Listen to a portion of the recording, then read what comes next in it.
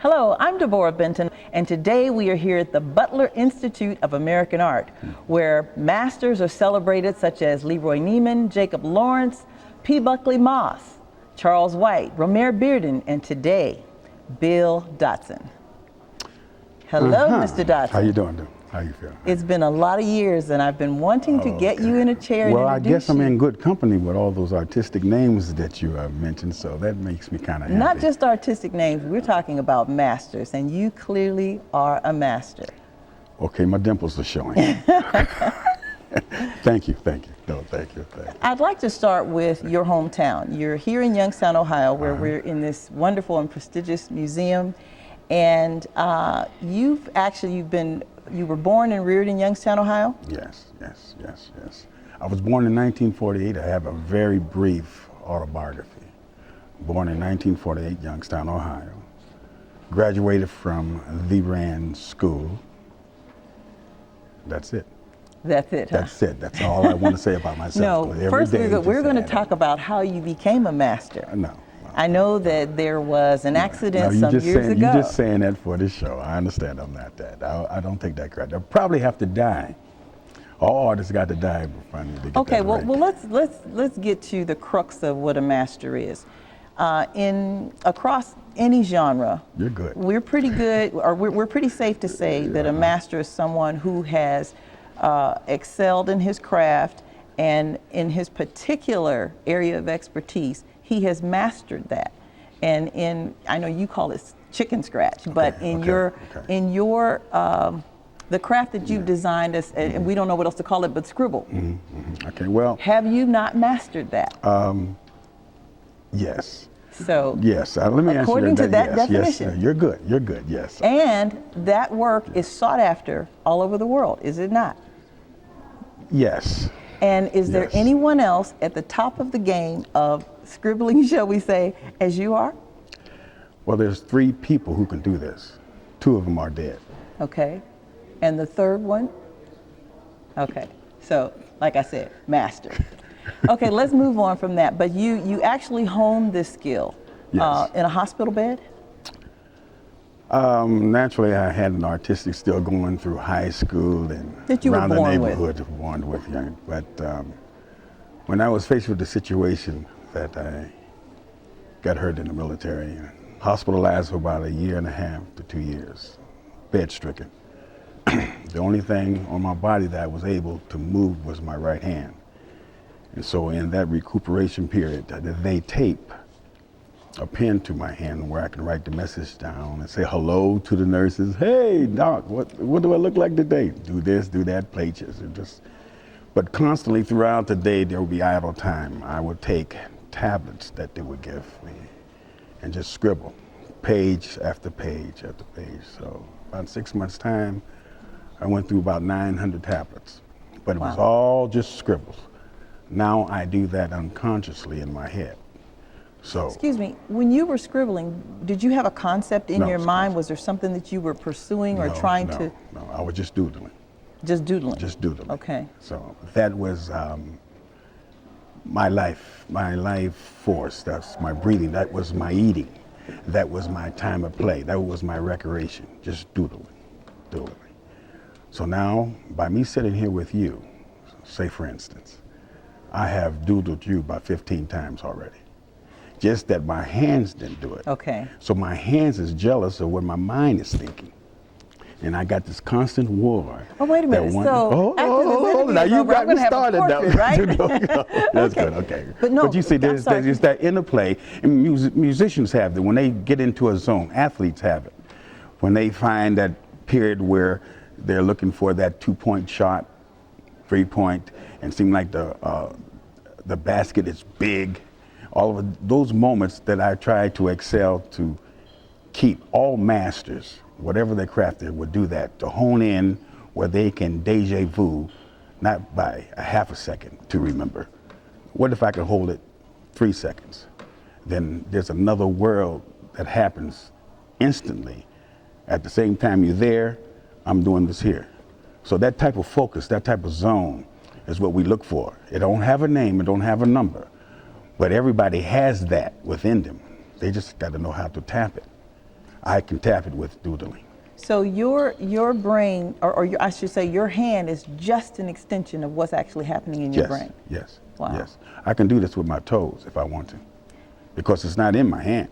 It's just the extension of how I wanted to get it out. Sometimes I would have to have conversation with people and make them laugh so that I can see another side of them at the same time. So I would throw flares up, or mostly. And you're good at that. Oh, trust me, I'm the guinea pig. As long as I'm the guinea pig, or one step lower, I don't mind doing it. But when I come out with something and all I have to do is turn my back and it will register. Now, how do I repeat that or put it on paper or put dollars and cents in my pocket of that? That's what a master does. That's what a master does. Wow. That was pretty good. That was excellent. I think that was pretty good. Okay, now let me ask you this, Bill. Let me back up. I've looked at your work and observed your work and admired your work for a number of years. I won't date myself, but it's been some decades. And your work really evokes something. I mean, there are many masters even whose works you can see them and you'll look at it and you'll admire it, or you'll recognize that that's a tremendous technique that they've cultivated. But if I can say, your work takes the admirer or the beholder a step beyond, in that it evokes great and deep emotion. Is there a place that you have to go in order to bring that forth out of the beholder? That's what I call now a God-given talent, because after all, we're just mortal. We're just like dust and ashes. We're no better than that machine or that stand or that post or this brick. We're just dust and ashes. So when you tap into that level, it's a divine right that would give spirit to things. And when you touch on that, I'm learning now to thank God that He gave me this, because I get a sense that when I, let's say, touch that moment, I'm healthy. And so I seek that. Yeah, it's not about, exercising here. When you touch that moment what God gave you. And so you recognize that you possess that? Well, we all do, but I like to recognize it more. So that's why it's almost like a constant threat since Obama is in office, and since that presidential campaign and all that fervor was in the air. There's a constant need now to touch the vibe that the universe is giving, because it's like, it seems like it's winding down. And if you're about anything professional or a master of anything, now, this time is for you. Okay, speaking of President Obama, I had the good fortune of attending a press conference that you held recently at the Butler Institute of American Art. And I wasn't just observing the art, I could not help but notice the other spectators that were here. And when the work was unveiled, there was such an aura in the room of human, and maybe it was even something beyond human. It was something that I believe everybody in the room felt. And I know that you weren't on the platform with your work, you were somewhere in the rear. Yeah, I don't like to be by my work. I don't like certain things I just don't like to do. And that's be around my work. Did you pick up what was happening in the room when everybody was hit by your work? No, I walk away from it. Well, I can tell you, it was a moment, it was a defining moment. It was something, because there were people here from different walks of life, definitely different socioeconomic backgrounds, and yet it was like there was this collective, very unified connection and something, I haven't figured out the word for it yet, but... Confirmation. Confirmation is the word I'm looking for. That when that happened, at the moment when everybody collectively seen, or when it was unveiled for that moment, it was confirmation at the time that made me, or I have to face to create the work. So then there's nobody around. You're not there. These ladies are not there. The people out here were not there when you're faced to do it. Now, coming to grips with it, you don't think of human terms when you say, hey, I got an idea. Why not? What if? You just say, well, how can it be done? So you're not thinking of the reaction afterwards. You're just in the moment of. No, I'm just. What is at hand? What's my reference? This is what I got to do. Then when it's presented, I can walk away because I've done it. So all the reaction is secondary to me. Okay, let's talk about this particular body of work.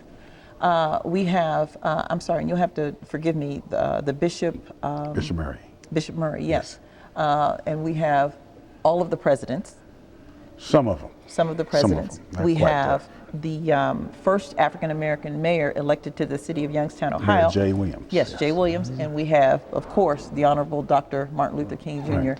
And then, and I say the newest for last, President Barack Hussein Obama.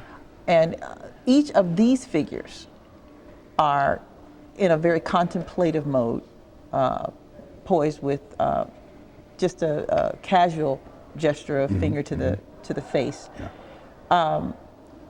What was it that you wanted to capture, or shall I say, what was it that impacted you in the first place to create this particular body of work? The old masters have, and when I say old masters, people like Rembrandt, anybody who's considered a master, there are certain laws, universal laws of divinity that you will have to do just to say that God give you the right to be an artist. Okay. To copy the sunset, or to paint a landscape, or to paint a face, or to do this. Any type of the arts, whether it be literary or any type of the arts, you will have to define God, because that's what it's about. It's a connection with people. So in that lieu, I do hands. Every great thinker or leader has to use their hands first before they speak. The hands is a gesture to the face of thinking, or I'm hearing what you say, or is this what you're saying? Is this what you're thinking? Wow. Before words are spoken, the hands and face relationship is a marriage. Now, the old masters realized that, and they were able to put that unusual smile on a Mona Lisa that lasts for centuries. Or Michelangelo realized the touch between two human beings, God and man, and that painting, no matter if he was laying on his back to do it at the Sistine Chapel, that touch is certain universal laws you have to vibe in. So now is my right as an artist. Before then, I was just playing at it.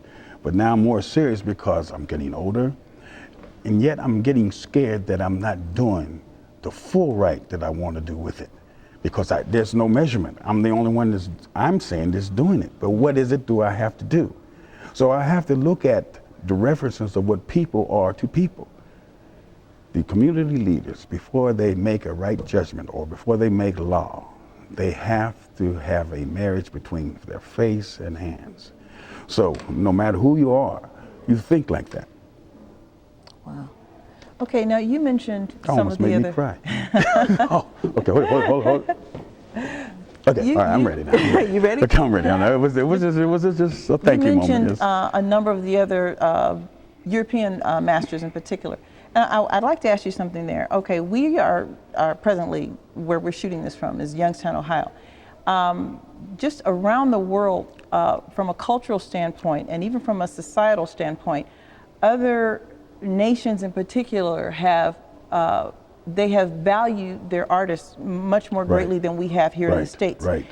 So now, even taking it a step further into this community of Youngstown, Ohio, where you have basically resided all of your life? Yes. Okay, what has that been like for you to be the artist that you are?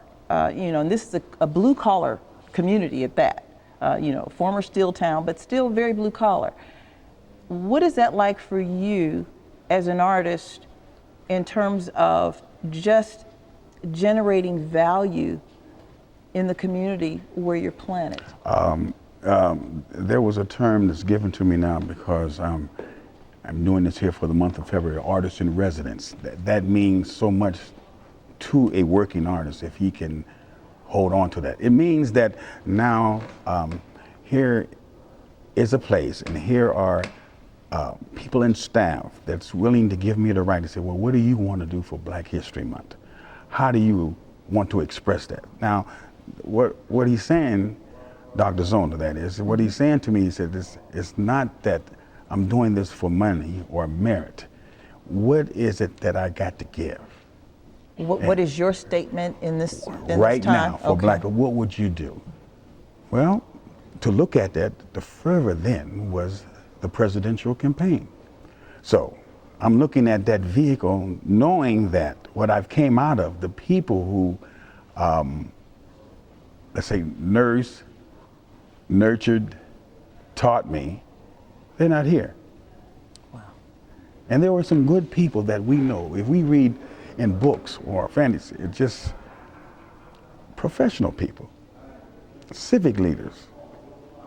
From every walk of life. From every walk of life. They're not here now. Religious leaders. They're not here. So we have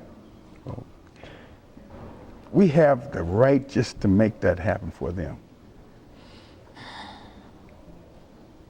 Excuse me. Even though they're not here, their voices speak loud. That's what I want to do. Okay. Okay, I gotta go.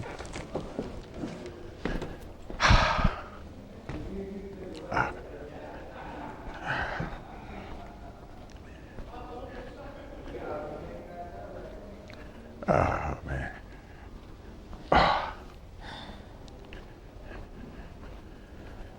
Okay. And we had an emotional moment. Yeah.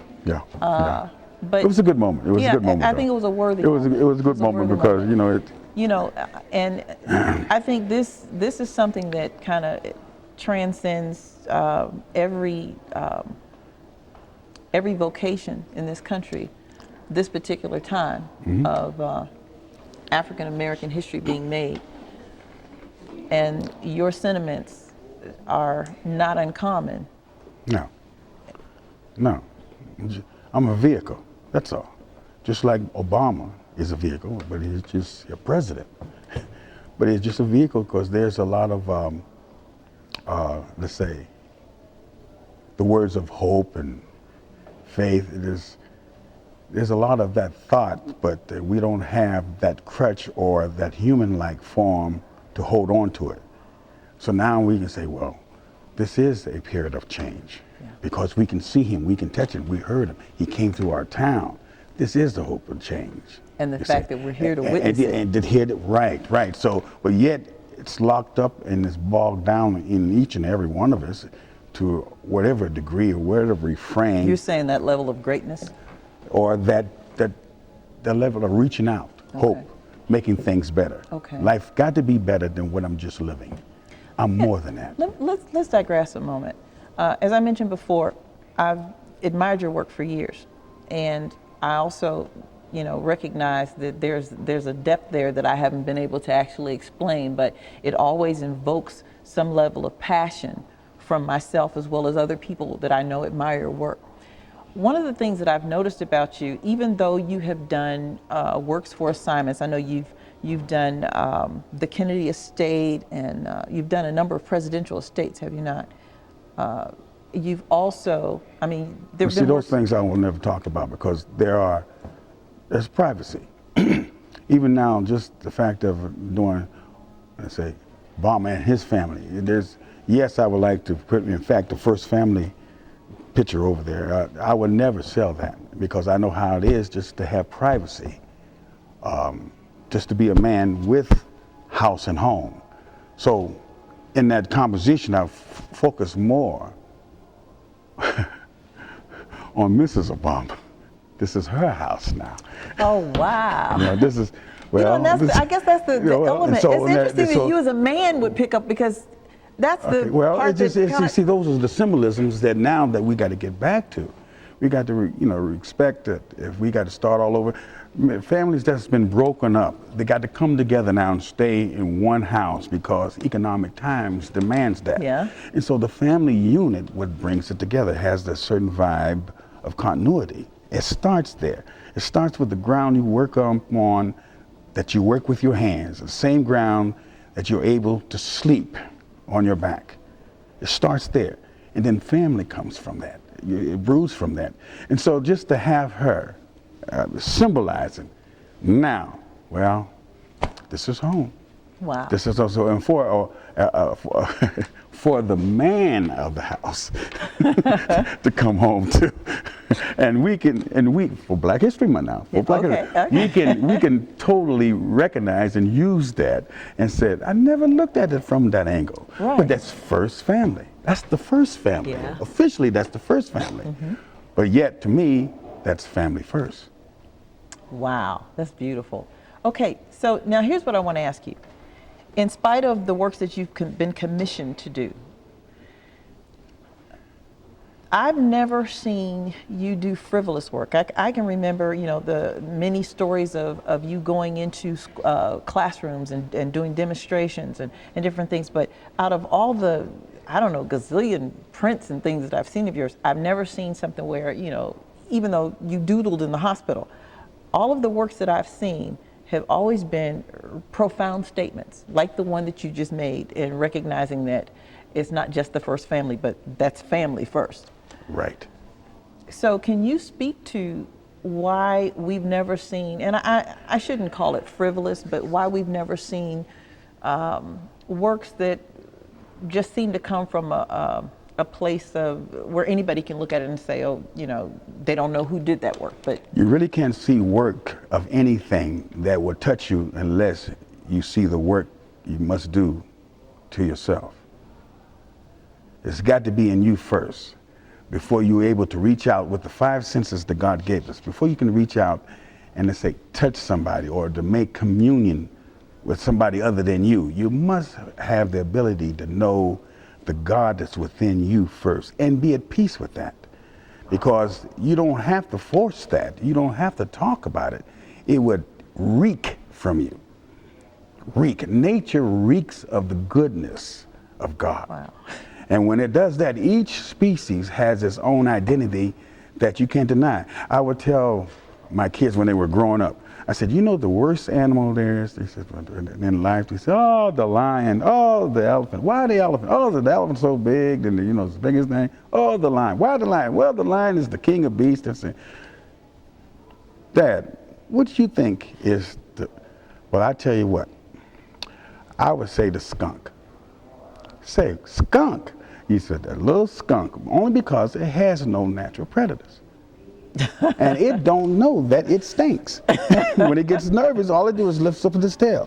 But won't no animal alive that's human that knows. An animal alive that's human? Yeah, because animals are, oh, but I don't know. But yet, so it just walks around, not knowing Just how it being gets, what just it is. being what it is. What gives you the right and identity to, but just knowing within you, and that comes from the tutelage of parents. From parent to parent to parent. It took a neighborhood to raise us when we was coming along. You know what I mean? We got a whooping after we got whooped by the next door neighbor. Then you got the real one. Yeah, you got the one. So now, in lieu of all that, it starts with that home element. And that's the only way God reeks, because he blessed from generation to generation. Wow. And you reek with what God has put in you to do. You don't have to force it, but you got to know that kind of gives a lot of sense to why, when a person is not fulfilling who they are, you see a very frustrated individual. Yes. I know you worked here in this blue-collar town. I know you worked at General Motors. Is it time to go? Can I finish? I got one more question for you. Actually, I have two more questions for you. No, one more question. Okay. One more. Then I won't ask you what I was about to ask you about. I appreciate what was it like being a blue-collar worker, knowing that you were an artist within? I won't ask you that question since I only got one. Okay. So the question that I will ask, and if you choose to answer two, that's good. But the question I will ask is, if by chance our President Obama had the opportunity to see your works, particularly those of him and his family, and you were able to make a statement besides what the works themselves said, and this is probably an asinine question to ask an artist, but I gotta ask. Okay. What would you say to Mr. Obama? What would I say to him? Well, first of all, okay, here's where I'm at. the president is the cause for the change right now. He symbolized that, right? In my craft, in my profession, I'm an artist. Now, what you should ask me is, what is the hardest picture for me to draw? I'll ask that one. Okay. Here's my answer. To make a blind man see. Because if you don't have your eyesight, you don't know how good God has blessed me.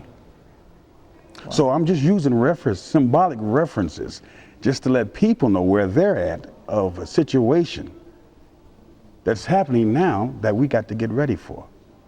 But they've got to see it. But they got to see it.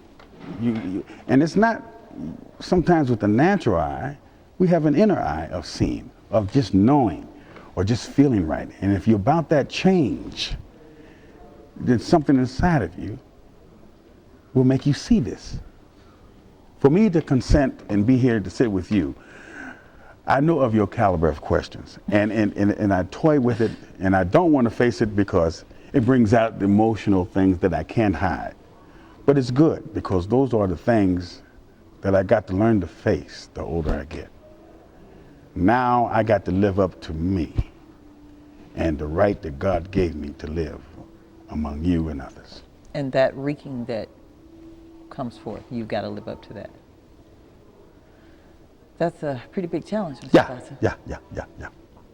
So well, my gift is, I think I can make a person see. In fact, like cancer, I think I'm close enough to say that I have a cure. If you can see my work, if I can do a picture of a cancer person, rather than them facing foreign tools of the hospital, like scissors and knife cutting, and going inside, invading the body, I think the eyes is such a unique that if you see yourself well, wow, it does something on the inside that your inner body corresponds to that. But you got to see yourself well.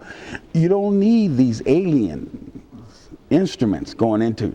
So I'm at a place now that I want to know that if I draw a picture of you and you have tuberculosis, by me doing you and you seeing it, in a goodly, you're healed.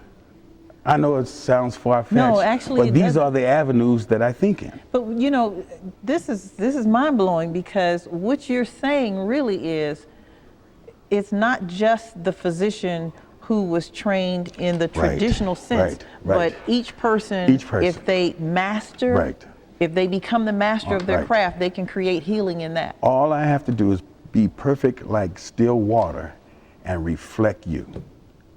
When I can become that clear in mind and focus, you'll see God. Wow. Okay, I'm done. Okay. This was my done. privilege. Okay. You got to get out of here to go to the fight. Okay, I'm done. Okay, good. Okay, no, okay. Close out. Okay, close out. This was my privilege to be able to sit here finally with the master, Bill Dotson. We're here at the Butler Institute of American Art, and thank you, Mr. Dotson, for giving me the privilege of this interview. Thank you.